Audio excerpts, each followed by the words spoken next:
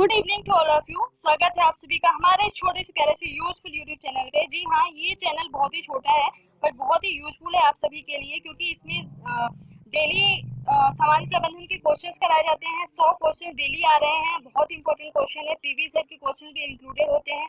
साथ में strategies video इतने अच्छे आ रहे हैं कि उनको आप फॉलो करके मतलब एक सीट अपनी पक्की कर सकते हो। थर्ड बात ये है कि मैं 500 की क्वेश्चन एक ही वीडियो में ला रही हूँ और ऐसी 2 सीरीज आ चुकी है। लगभग 1000 प्लस बायोलॉजी के क्वेश्चन आ चुके हैं। ऐसे ही अभी बहुत सारी वीडियोज आनी बाकी है और बहुत सारी चीज़ें आपको आगे मिलने वाली हैं। सो आज स्टार्ट करते हैं। 325 क्वेश्चन हो गए थे सामान्य प्रबंधन के। नेक्स्ट अब हम मूव करते हैं। तो नेक्स्ट क्वेश्चन है, अनौपचारिक समूहों में सूचना प्रवाह क्या कहलाता है। तो अनौपचारिक समूहों में, एक मिनट, जो बैकग्राउंड म्यूजिक चल रहा है, मानस चल रही है, तो उसके लिए मैं माफ़ी चाहूँगी। आप लोगों को थोड़ा सा इसको इग्नोर करके चलना है। और अगर कभी ऑडियो पे प्रॉब्लम हो तो आप आगे स्किप करके देखा करो, मतलब कि आगे वीडियो सही है कि नहीं, ऑडियो सही है कि नहीं, क्योंकि आगे सही रहती है। कुछ सेकंड्स के लिए ऑडियो में कुछ प्रॉब्लम हो जाती है, क्योंकि मैं खुद स्टूडेंट हूँ तो मैं इतने सारे अभी माइक वगैरह लेके नहीं आ सकती हूँ। मैं भी स्टूडेंट हूँ, मैं भी स्ट्रगल ही कर रही हूँ। साथ में मेरे पास जो नॉर्मल चीज़ें होती हैं उसी के थ्रू मैं ये सारी चीज़ें आपको प्रोवाइड करती हूँ। तो अनौपचारिक समूहों में सूचना प्रवाह चलता है। कैसे चलता है? आड़े तिरछे से भी चलता है, दाएं बाएं, ऊंचे नीचे, यानी हर तरीके से अनौपचारिक समूह में सूचना का प्रवाह चलता है। जब संगठन को अनिश्चित वातावरण का सामना करना पड़े या बड़े परिवर्तनों के दौर से गुजरना पड़ता है, तब कौन सा संचार महत्वपूर्ण होता है। जब संगठन को अनिश्चित वातावरण का सामना करना पड़े या बड़े परिवर्तनों के दौर से गुजरना पड़े, तब कौन सा संचार महत्वपूर्ण होता है।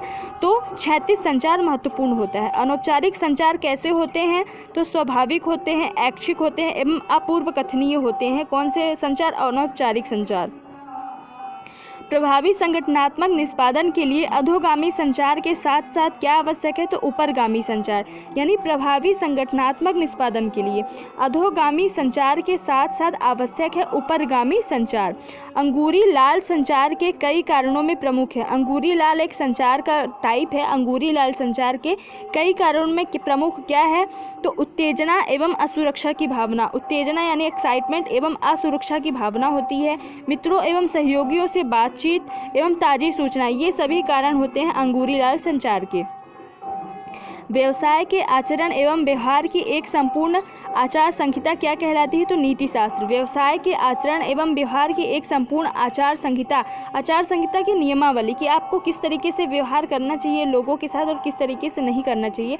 तो ये संपूर्ण जो आचार संहिता या नियमावली क्या कहलाती है? नीति शास्त्र या एथिक्स उसको बोलते हैं। व्यावसायिक निर्णयों में सही तथा गलत व्यवहार नीति शास्त्र कहलाता है। यह कथन किसका है?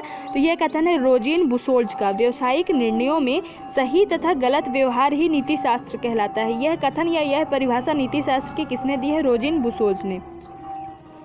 व्यवसाय की दीर्घकालीन सफलता का संबंध है नीति शास्त्र की अनुपालन में। जो व्यवसाय की दीर्घकालीन संपत्ति, यानी कि हम कोई भी बिजनेस या व्यवसाय में दीर्घकालीन सफलता तभी पा सकते हैं जब हम अपने व्यवहार सही तरीके से करें, तो नीति शास्त्र के अनुपालन में।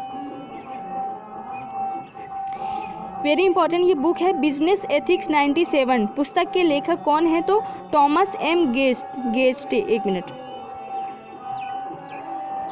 बिजनेस एथिक्स 97 पुस्तक के लेखक है थॉमस एम गेटे। ठीक है, थॉमस एम गोटे है। अरे यार ये मुझे दिख नहीं रहा है, एक मिनट, गेरेटे हैं शायद, है ना।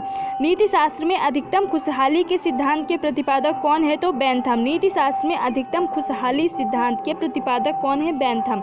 नीति शास्त्र में अधिकतम खुशहाली के सिद्धांत के प्रतिपादक कौन है? तो बेंथम जी हैं।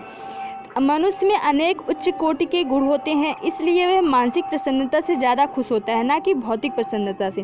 फिर से पढ़ो। देखो, आप ऐसे नहीं कि एक बार क्वेश्चन पढ़ो आंसर पढ़ लो, ऐसे मज़ा नहीं आएगा। आप एक ही क्वेश्चन को बार बार पढ़ो फिर उसका आंसर पढ़ो, तो आपके माइंड में वो स्टिक रहेगा, परमानेंट रहेगा। और आप एक बार वीडियो आज देख लिए, आप 2 दिन बाद फिर इसको वीडियो थोड़ा सा स्पीड बढ़ा के देखो। इस तरीके से आप रिकॉल करते रहोगे तो चीज़ें रिकॉल होती रहेंगी और आपको परमानेंटली स्टिक रहेंगी। तो मनुष्य में अनेक उच्च कोटि के गुण होते हैं, इसलिए वह मानसिक प्रसन्नता से ज़्यादा खुश होता है, ना कि भौतिक प्रसन्नता से। ये किसका कथन है, किसका मत है? तो मिल का मत है, मिल। टॉमस गेरटे किस योगदान के लिए नीति शास्त्र विद्वानों में शामिल किए जाते हैं? तो नीति शास्त्र के सिद्धांतों के लिए नीति शास्त्र विद्वानों में शामिल किए जाते हैं। व्यवसायिक नीति शास्त्र वह दर्शन सर्वव्यापी है। जो व्यवसायिक नीति शास्त्र का दर्शन है वह सर्वव्यापी है, क्योंकि इसका सीधा संबंध किससे है? तो सत्य से है, सदा आचरण यानी अच्छे आचरण, अच्छे व्यवहार से है, उच्च चरित्र बनाए रखने से, इन सभी से है व्यवसायिक नीति शास्त्र दर्शन का सीधा संबंध। एक अच्छा कार्य वह होता है जिससे सामूहिक हित में भी वृद्धि होती है और जिसे समाज स्वीकार करता है। तो अच्छा कार्य क्या होता है कि जिसे समाज भी स्वीकार करता है और सार्वजनिक हित में भी वृद्धि होती है। व्यवसायिक नीति शास्त्र व्यवसाय के कार्य व्यवहारों, कार्यशैली एवं जीवन पद्धति में क्या लाता है? तो सुधार लाता है।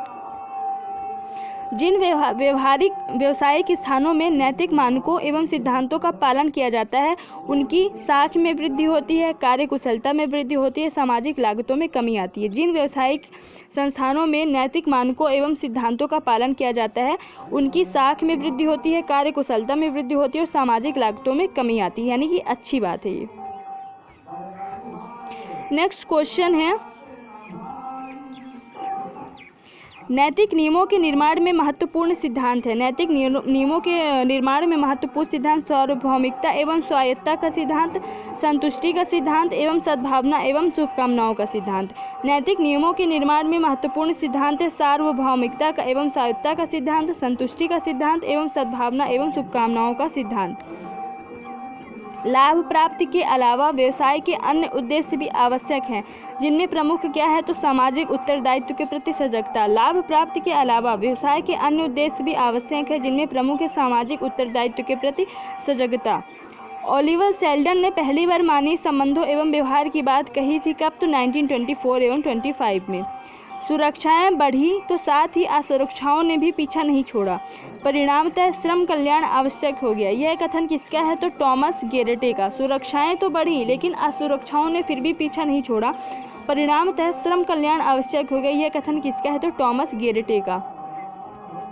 व्यवसाय का कोई पृथक नीति शास्त्र नहीं है और ना ही इसकी कोई आवश्यकता है। यह कथन किसका है? यह कथन पीटर ड्रुकर का है कि व्यवसाय का कोई पृथक नीति शास्त्र नहीं है और ना ही इसकी कोई आवश्यकता है। यह विचार है पीटर ड्रुकर का। श्रेष्ठ नीति शास्त्र श्रेष्ठ व्यवसाय है, इस बात पर विशेष बल दिया गया। किसने विशेष बल दिया? श्रेष्ठ नीति शास्त्र श्रेष्ठ व्यवसाय है। किसने विशेष बल दिया? तो रेमंड बामहार्ट ने, ब्रेनर ने एवं मोलेंडर, तीनों ने यह बोला कि श्रेष्ठ नीति शास्त्र श्रेष्ठ व्यवसाय है। ये वेरी इंपॉर्टेंट क्वेश्चन है। जिन नियमों की स्वीकृति समाज में आचरण एवं परंपराओं से होती है उसे क्या कहा जाता है? तो नैतिकता। व्यावसायिक नैतिकता का दर्शन, व्यावसायिक नैतिकता का जो दर्शन है वह कैसा है? परिवर्तनीय नहीं है, यानी कि परिवर्तन नहीं हो सकते हैं। किसके अभाव में नियंत्रण संभव ही नहीं होता है? तो नियोजन के अभाव में नियंत्रण संभव ही नहीं होता है। नियोजन क्या होता है कि प्लानिंग, पहले से ही कोई अगर कार्य करना है तो पहले से ही प्लानिंग बनाओ। जब तक हम प्लानिंग नहीं बनाएंगे तो उसमें हम नियंत्रण कैसे करेंगे? तो वही बोल रहा है कि प्लानिंग के अभाव में या फिर नियोजन के अभाव में नियंत्रण संभव ही नहीं होता है। नियंत्रण कार्य करता है किसका? मार्गदर्शक का। नियंत्रण किसका कार्य करता है? मार्गदर्शक का।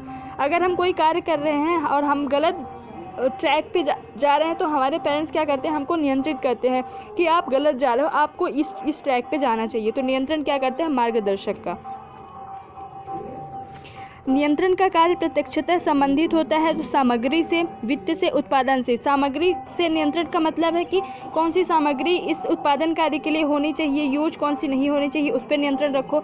वित्त से कितना फाइनेंस करना चाहिए, कितना नहीं, उस पर नियंत्रण रखो। कितना उत्पादन करना चाहिए, कितना नहीं, उस पर नियंत्रण रखो। तो नियंत्रण का कार्य इन सभी से प्रत्यक्षतः संबंधित होता है। प्रबंध में नियंत्रण की भूमिका अनिवार्य होती है जब, मतलब कि ऐसे कौन कौन से कंडीशंस है जब प्रबंध में नियंत्रण की भूमिका अनिवार्य होती है? जब उपक्रम का आकार बढ़ता जाता है तब नियंत्रण की ज़रूरत होती है। कर्मचारियों की संख्या में जब वृद्धि हो जाती है, कार्य पद्धतियाँ जटिल हो जाती है, तो इस समय नियंत्रण की आवश्यकता होती है। मैं ऐसे पढ़ा रही हूँ कि अगर मुझे लग रहा है कि मुझे थोड़ी सी कम समझ आ रहा है तो बच्चों को भी कम समझ में आएगा। मैं भी बच्ची हूँ तो मैं उसको थोड़ा एक्सप्लेन करने की कोशिश करती हूँ। तो आप लोगों को ये नहीं बोलना चाहिए कि आप सिर्फ क्वेश्चंस कराओ, एक्सप्लेन मत करो, क्योंकि मैं सारे क्वेश्चन एक्सप्लेन नहीं करती हूँ, कुछ ही क्वेश्चन एक्सप्लेन करती हूँ। कौन सा कथन सही है? तो नियंत्रण पद्धति कुशल कर्मचारियों को अभिप्रेरित करती है, यही कथन सही है। अभिप्रेरित यानी मोटिवेशन। किसका संबंध व्यक्तियों से न होकर परिणामों से है? तो नियंत्रण का संबंध व्यक्तियों से न होकर परिणामों से है। नियंत्रण का दायित्व तो होता है, नियंत्रण का दायित्व उच्च प्रशासनिक एवं प्रबंध अधिकारियों का। नियंत्रण का दायित्व यानी कि नियंत्रण की जिम्मेदारी किसकी होती है? कंट्रोल करने की। तो जो उच्च प्रशासनिक एवं जो प्रबंध अधिकारी होते हैं उनका दायित्व होता है कि हम नियंत्रण करें। फिर नेक्स्ट क्वेश्चन है, निम्नलिखित में से कौन सा सही है? एक मिनट, कौन सा सही है? तो इसमें सही ये है, नियंत्रण दायित्व का हस्तांतरण विशेषज्ञों एवं अधीनस्थों को नहीं किया जा सकता है। ये सही नहीं है, है ना? सही नहीं, सही है पूछा है तो सही नहीं है। पहले देख लेते हैं कि नियंत्रण दायित्व का हस्तांतरण विशेषज्ञों को किया जा सकता है, ये गलत है।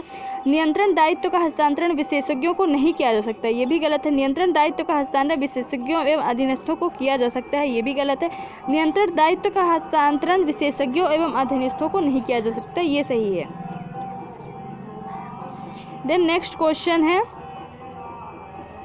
जहाँ मानवीय व्यवहार एक महत्वपूर्ण घटक है वहाँ नियंत्रण की कार्यवाही प्रायः कैसी होती है? कठिन होती है। जहाँ मानवीय व्यवहार एक महत्वपूर्ण घटक है वहाँ नियंत्रण की कार्यवाही प्रायः कठिन होती है। यहाँ पे मैं समझाना चाहूँगी कि यानी कि अगर हम दो फ्रेंड्स हैं और हम आपस में बहुत अच्छे हैं, मतलब बहुत अच्छी दोस्ती है हमारी, एक दूसरे पर रोक टोक नहीं करते क्योंकि हमारी फ्रेंडशिप बहुत अच्छी है, तो हम एक दूसरे पे कंट्रोल नहीं कर पाएंगे। मेरी फ्रेंड अगर गलत जा रही है, मैं उसको रोकूंगी टोकूंगी, हालांकि मेरा काम तो यही होगा कि मैं उस पर नियंत्रण करूँ, कंट्रोल करूँ, रोकने टोकने का कि आप तू गलत कर रही है, लेकिन उसको लगेगा कि नहीं हमारी फ्रेंडशिप गलत है और वो हमसे दूर हो जाएगी। तो वही बोलने का एक तरीके से मैं एग्जाम्पल देख बता रही हूँ कि जहाँ मानवीय व्यवहार ज़्यादा इंपॉर्टेंट घटक होता है वहाँ पर नियंत्रण की कार्यवाही थोड़ी सी कठिन हो जाती है ना? कठिन होगा इसका आंसर।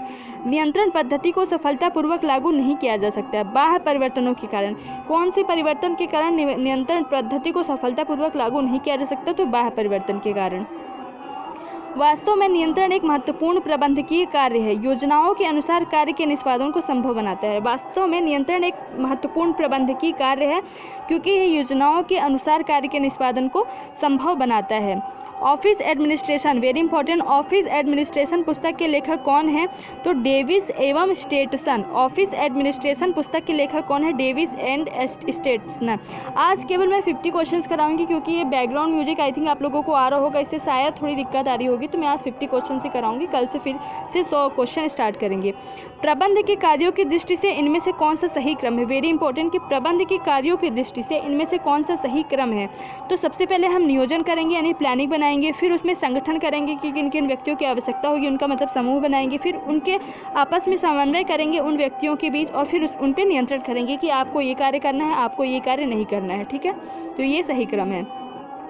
किसका लक्ष्य वास्तविक और वांछित परिणामों के बीच अंतराल का पता लगाना और उस खाई को पाटना होता है? तो नियंत्रण का।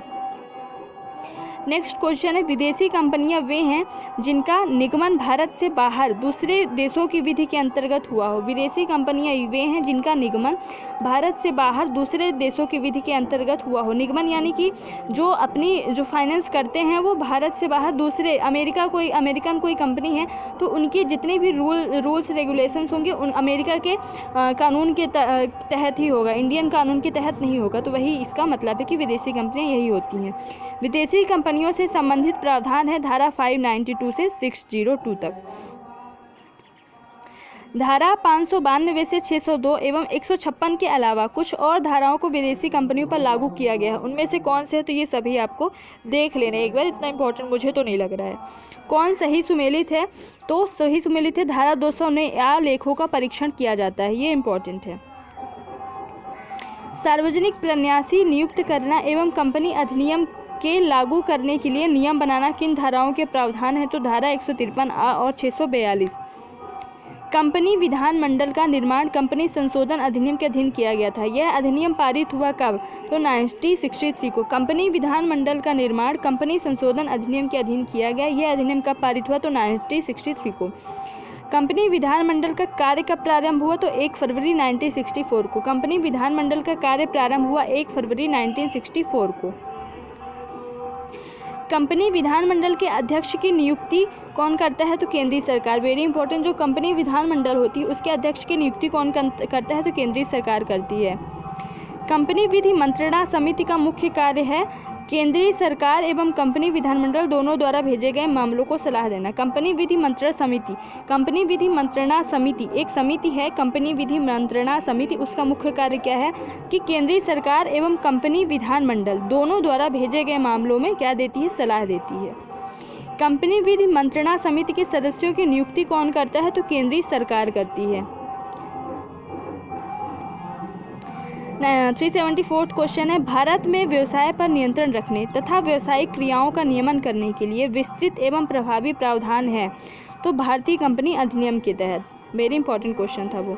कंपनियों के निगमन एवं पंजीयन के लिए एक अधिकृत प्रशासकीय प्राधिकरण माना जाता है, जिसे क्या कहा जाता है, रजिस्ट्रार। आज के लिए लास्ट क्वेश्चन था ये, इम्पॉर्टेंट भी है कि कंपनियों के निगमन एवं पंजीयन के लिए एक अधिकृत प्रशासकीय प्राधिकरण माना जाता है, जिसे क्या कहते हैं, रजिस्ट्रार। 50 क्वेश्चंस हो गए हैं। आज थोड़ी सी आसपास का जो बैकग्राउंड म्यूजिक आ रहा है उसकी वजह से मुझे ऐसा लग रहा है कि डिस्टर्ब हो रहा होगा थोड़ी बहुत, बट आपको पूरे क्वेश्चन रट लेने हैं अच्छे से। Thank you so much. जय हिंद, जय भारत।